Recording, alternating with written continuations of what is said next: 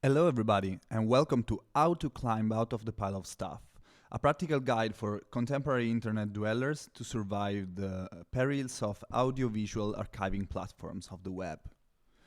The idea of defining archiving platforms as piles of stuff struck me in particular when I got to know it through the works of Ito Steyer, that, for those who don't know, is a German filmmaker and moving image artist, as well as being an important scholar for the media world. The idea of the pile of stuff in her works is recurrent and, if possible, recursive. She implies and uses that in many of her works. We have, for example, this paper called A Thing Like You and Me, in which she defines history as a pile of scrap in relation to what Walter Benjamin has said about it. And of course, the essay from which I discovered the definition of YouTube as a pile of stuff. One of her most famous essays called In Defense of the Poor Image, in which she discusses the circulations of visual material, both video and image, on the web through private archives, through messaging conversations, and such. In this wonderful essay, she explains how, after the commodification of audiovisual material in general and cinema, and the marginalization of independent cinematography, all the materials that were exchanged, for example, through VHS in the beginning and CD-ROMs and DVD after that, they just came to be absorbed by these informational archives, these platforms. Some of them very curated, as UbuWeb, some of them just a pile of stuff, like YouTube. So this finally was the occasion for many users and individuals to come and get to know, discover and reappreciate some of the most obscure materials that had been already at the fringes of marketing and of the market itself, and that now had become the fringe itself of online platform, a real underwood of sources and very rare materials that could be streamed for free. As much of the recent critique to online platforms has shown, though, these materials are not free strictly, and they are paid by insertionists. And for these reasons, these kind of platforms are, of course, not neutral, and this kind of insertionists with the organizational board of the platform itself have carefully created, engineered, and designed algorithms to suggest us what to see and to push us in certain directions, polarizing us in tastes, opinions, and such. Examples of how helpless users are on the web in front of the almighty algorithms have come from different scholars and intellectuals, both with Marxist and non-Marxist perspectives on the web. One could be the famous Russian clickbait farm that 5 Minute Crafts is, based in Cyprus. And the other one could be the famous Elsagate, as underlined by James Bridle. Both the examples show how the user is drawn to an endless consumption of video materials, an endless stream of videos, an endless bunny hole, all in all, in order to consume its time and weaponize it to make clicks and thus money, to acquire power on the net, in a way. Beside these two extreme examples, the scrolling that you every day, daily operate on platforms such as Facebook or Instagram is a much more tame example. According to all these examples and critiques, the user is nothing but an helpless token that is passively used for the scope of the informational structure, of the people that structure and ordinate this informational structure, and in the end, of the wheel of the algorithm, which is, of course, planned, but at the same time, very thinly linked to the wheel of the people, of the individual that programmed it, and almost acting on his own. So, is there no way to climb out of the pile of stuff? Are we eternally trapped and hostages of this endless feed, of this tiny autoplay button? Are we deprived and stripped of, as users, of all our agency on the web? A partial answer to this question is what we want to present today. And we want to do it through another image that Ito Steyer herself gives us in her essay How to Kill People, A Problem of Design. A paper that opens almost with an image, a specific image of children playing with a dilapidated computer keyboard thrown out onto a pile of stuff and debris that says Fun City in big red letters. So this image really drowned me along with the idea of a pile of stuff itself, defining YouTube, into thinking that many users actually are every day climbing out of the pile of stuff, or at least these users have an idea or a set of behaviors and practices that help them overcome, elude, or at least confuse the almighty YouTube algorithm. In fact, when talking about YouTube as a pile of stuff, I couldn't help but thinking about a specific pile of stuff, which is precisely the Important Videos YouTube playlist series. But what's the Important Videos playlist series? Actually, Important Videos is a playlist that was created on YouTube in 2015 by user El Giolto, and that in 2017 had reached the 799 million views as of September 12. The numbers are, of course, astounding, and the content is even more. Because the Important Videos is mainly composed of very short and out of context memes and sketches that sometimes depict famous pop culture references, such as serials and reality shows and such. But they also depict some clips coming from very unknown and obscure videos on the net and beyond. So yes, the Important Videos playlist is composed of ephemera, in a sense, but differently from Vaporwave and a lot of these internet movements is not related to memory, actually. It's related to leisure, of course, and to a special dank, entertaining form of leisure, as we will see. And it was presented, in a sense, in the form of a challenge, because it was composed initially of 309 videos, and the user would openly challenge other users and users among themselves on message boards such as Reddit and 4chan to watch the complete playlist, the complete compilation, since it was very long, many hours of runtime. This playlist shows us many things, in my opinion. The first is that through play, through this very peculiar form of leisure digging, so to say, they have been able to discover a new way to propose a fruition of internet content, and if we want, an organization of internet content, a taxonomy even, if we like to say so. Moreover, videos like "Ooh Yeah, Mr. Krabs" prove us that we are witnessing a new fruition of internet content that in this archive is not watched as something coming from the past, is not a product of anthology of retromania. As part of this specific mass cluster of users, I must say that, in my opinion, this is way more connected to how we can experience absurd, out of context and incomprehensible videos that are paradoxically connected one to another by this specific movement, the not being connected at all, if not by specific way of expressions, by specific images, and if we want, references and symbols. But what interests me the most is not the eventual meaning that the Important Videos compilation playlist could have, since the problem of meaning could be out of context here. Actually, what I want to show is what user El Giolto has to say about the Important Video compilation, how it is born and how it was brought to the broad daylight, how it became famous. So I just made all of the short videos and memes that I would send my friends and stuff in one place.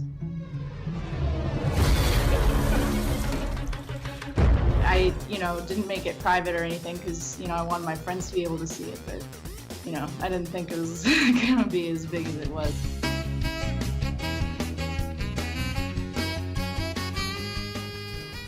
I was kind of shocked by it because it's like I didn't think anyone would ever see it. Nice. Got it. Hey, yo, you know this, boy. He's got his free taco.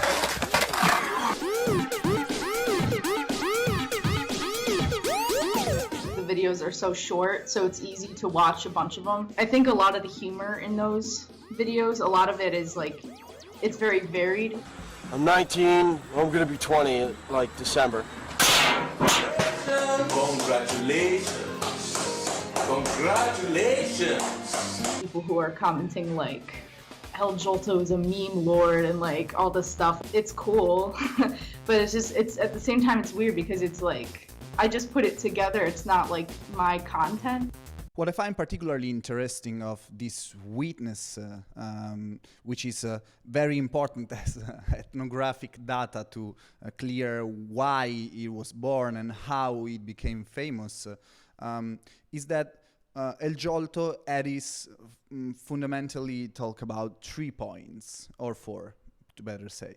The first is that she didn't even know that this playlist was going to be as big. It was created for her friends to see.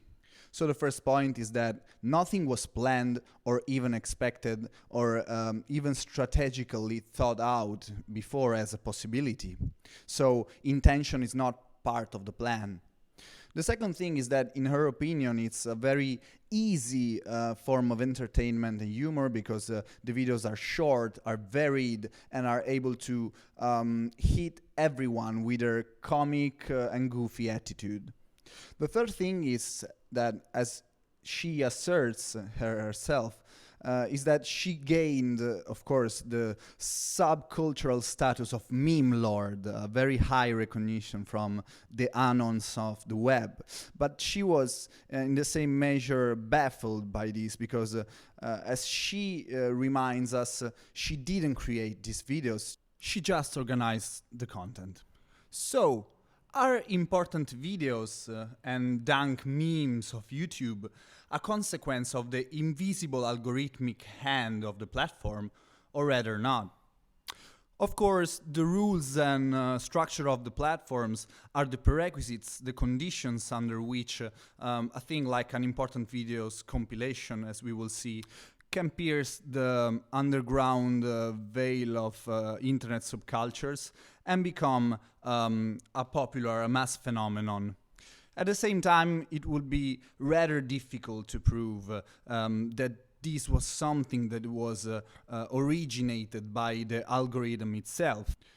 In my opinion, users have more or less consciously actually sailed around these algorithmic rules and more or less consciously utilized, employed them to create something new, a new movement, a new way of intending and experiencing internet content. In this respect, I think it's actually very important to remind us what Mark Hobart, an emeritus professor of critical media and cultural studies, one of my favorite media anthropologists of all time right now, and what he said in a very interesting article about Indonesian television that was called Entertaining Illusions, or how Indonesian elites imagine reality TV affects the masses. Beyond the scope of the paper, which was actually to prove that what the elite think a series of program may cause in the audience, how it will manipulate both in a neutral and negative way their thoughts and action, and how blind this perspective is, since it sees the audience member, it sees the witness as a passive receptor of information that is able to gather all these messages, these subtexts, and act accordingly in a very coherent and unproblematic way. And this is precisely what I think is the problem with a certain type of Marxist and contemporary philosophical critique of this kind of platforms and materials, is that they always imply that there is a will above us that ordinates and structures our thoughts and behavior, when actually audiences, users are active parts and not only passive parts that may understand not fully, only in part or not at all, the message that is suggested by those elites, maybe not having the instruments to decode it in that specific way. And of course, to act accordingly, condescendingly, or in a way that is resistant to this message. All in all, to act according to what the user, the witness, the audience member sees as actual contextual opportunity for acting, for agency. Of course, this also implies that watching content, experiencing content is not a passive action of data gathering, but is more an active way of process information and messages and to act or react accordingly. It would, of course, be misleading to think that this kind of counteraction and reaction to the first stimuli, it's always conscious, it's always full of attention, for a strategic attention, we can say, for what comes next. Since the invention of television and up to nowadays, actually, most of these kind of lateral, obliquous usages come from, let's say, not so willful and completely conscious experimentation, actually, with the media, with the instrument. Of course, there is will and there is some kind of call to action, we can say, because people want leisure, they want to laugh, they want to learn something new or not. And all the strategic approaches that the algorithms and marketing strategies, all in all, take in front and toward these behaviors, these ideas. But it will be only a part of common sense to say that all the inventions, all the designed inventions find new meanings and new functions and usages only after they have been crafted. This says a lot, because this says that the new usages and the new applications that these technologies find, they come after the will and the strategic foundation of the instrument by the individuals who have invented it. The possibilities of an invention, of an informational structures, of an archive, a pile of stuff in this case, they come from a collective behavior toward these platforms, toward these instruments. Half of it come from the rules that these platforms receive, the structures that they have been made out of by the inventors, and the other half is what comes after, is the usages that a pile of users would adopt after it to interact with this new instrument. Not seldom, as we have seen, with paradoxical, humorous, and unexpected results. To confirm and inform this theory that we have, actually, we can remind of two other more famous examples. The first being the rediscovering of minimalist masterpiece of Japanese experimental music, such as Harumi Osono's music for Mujis and Midori Takada's Through the Looking Glass, which have haunted us through the recommended side scroll bars on the right of our YouTube interface for many years, and that has resurged to people that would dig the musical possibilities of the internet by searching the most obscure and unknown tracks. It would seem a bit ridiculous to say it, but nowadays the fruition of music is very different from 2017, when the 47% of music was listened on YouTube, a platform that we remind nowadays has 500 hours of uploaded content every hour. So it's an astounding number, and that is a reason why, along with the theories of Ito Steyer, YouTube may have been a preferred platforms for music explorations in general.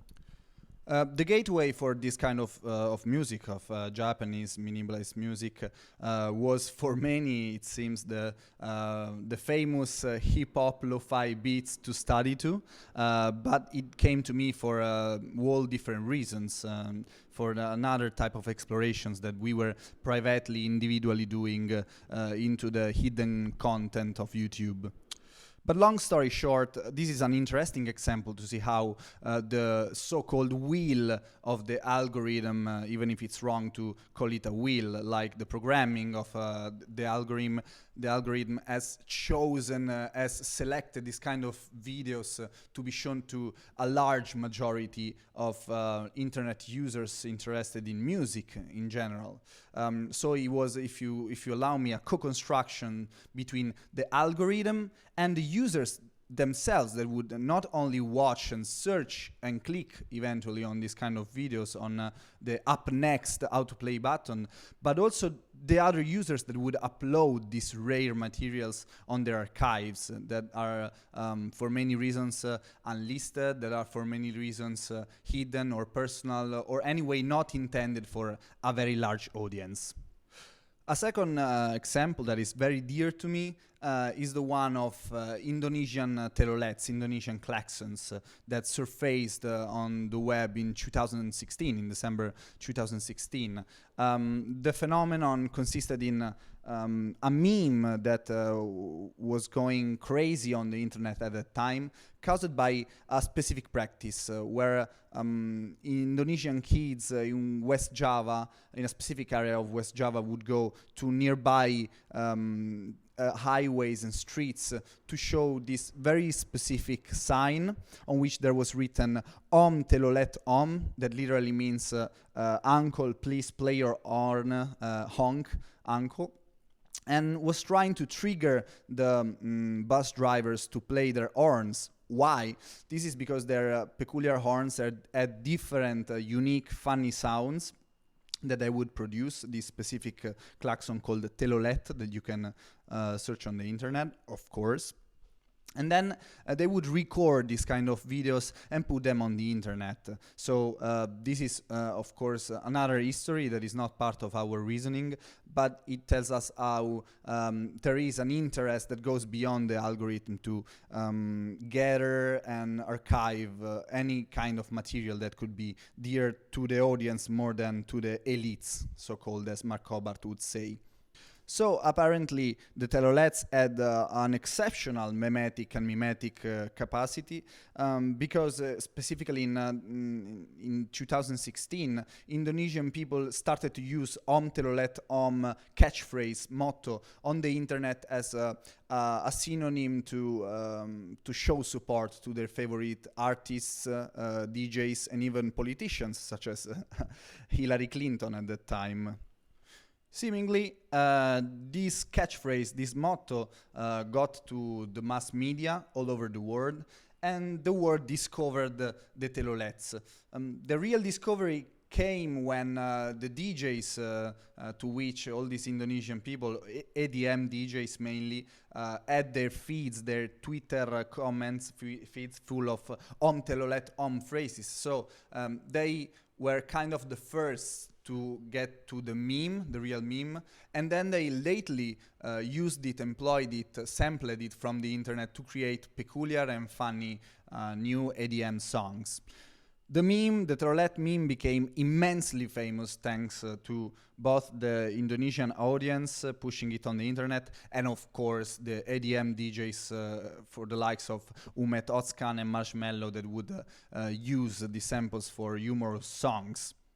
Being one of the top 5 forces of the social media market, Indonesia became extremely famous on the net in ways that the cultural policies of the archipelago had tried to reach for many, many years and didn't manage to differently from the soft power of Japanese culture that nowadays has and had already pervaded the popular culture. So, where's all this jargon and peculiar episodes leading us to? Is it really possible to climb out of the pile of stuff, to escape from it? Of course, there is never a real escaping from the structure of a platform, also because the escape itself was already analyzed and forecasted by the people who have ordered and structured the platform and the algorithm that governs it, let's say. Nonetheless, when we think again about the important videos compilation now become a series of important videos compilation as different internet users were inspired and drawn to it, both as a challenge and as a recreative way to spend their time. And the examples that we have picked of Japanese minimalist music and the claxons, the Indonesian claxons online, the telolets. Of course, we can see and say that there is indeed a way not to escape the pile of stuff, but to climb on top of it. And the movement is misleading, because to climb on top of it, you have to dig further onto the rabbit hole. You have to dig your own tunnels and channels underneath the surface of the internet and go the opposite direction to climb it up. If nothing else, these examples interrogate, remodulate, and challenge actual presuppositions and preconceptions about globalizations on the internet, exoticism, glocality at large, and issues of property, pop cultures, and its subcultures.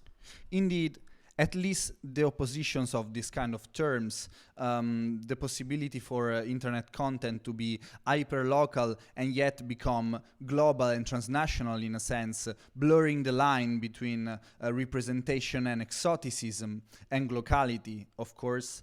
The intellectual property issues that can be both positive, as we have seen in the, or at least neutral, as we have seen in the important videos compilation, or negative in the example of the Indonesian calisons, and not least the many interconnections and exchanges that happens between mass pop culture and niche subcultures or even sub-subcultures.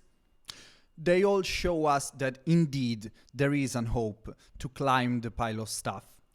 Indeed, by adopting this kind of, let's say, paradoxical posture and behavior, we are already unconsciously climbing it continuously in our endless feed, thanks to an ominous autoplay button. Now is your turn. Will you be able, as an experienced internet dweller, to use your slaking knowledge and ability to climb out, or at least on top of the pile of stuff? Let us know, and see you on the internet.